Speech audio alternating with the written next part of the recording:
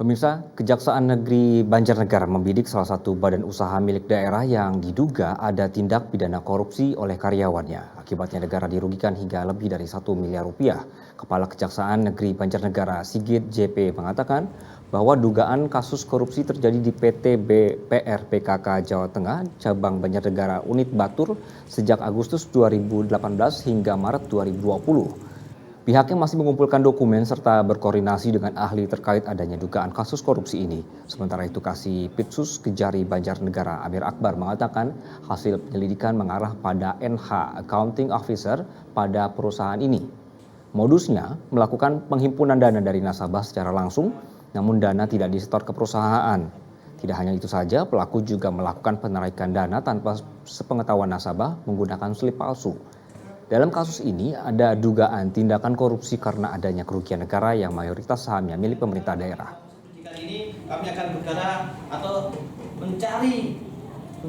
Jadi dia karena ada program jemput bola, dia mengambil uang nasabah tersebut, kemudian diberikan tanda terima segala macam, namun uang tersebut tidak disetorkan ke BKK. Yang kedua adalah melakukan penarikan tabungan tanpa sepengetahuan nasabah. Di nasabah yang menabung, uangnya diambil tanpa sepengetahuan nasabah dengan tanda tangan slip palsu dan sebagainya. Strategisnya. Kemudian potensi kerugian negara yang timbul dari perkara ini sementara ini sejumlah kurang lebih 1.049.167.432.000 rupiah. Seorang pemborong proyek pembangunan gedung serbaguna Ansor di Kecamatan Gubuk Grobogan melaporkan ke polisi karena merasa menjadi korban penipuan. Proyek yang ia kerjakan senilai total 1,5 miliar rupiah hibah dari Yayasan Difabel ini tidak kunjung dibayar. Pelapor pernah diberi cek oleh terlapor namun tidak bisa dicairkan. Adalah Joko Muryanto, warga desa Sendang Harjo, Kecamatan Karangayung, Grobogan, melaporkan pengurus sebuah yayasan difabel Grobogan Indonesia ke Mapolres Grobogan. Joko merasa ditipu terkait pencairan termin pertama pengerjaan proyek tersebut. Pembayaran termin pertama berupa cek senilai 325 juta rupiah tidak bisa dicairkan.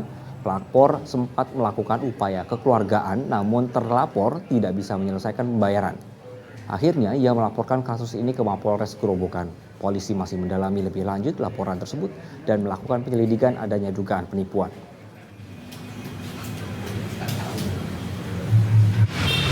Kasusnya penipuan, kategori penipuan, pengunduran diri untuk proyek tersebut kita untuk upaya pengunduran diri. Nah, terus sudah dinego sama beliaunya Mas Pri itu kita di angka titik 325 itu udah dikasih cek. Ternyata saya ambil di Bank BCA sini itu ternyata ceknya tidak mencukupi. Itu cek kosong. Ternyata ceknya tidak ada saldo kata untuk cek kosong. Berarti hingga kini belum terbayarkan ya? Ya nyampe sekarang itu belum sampai ini.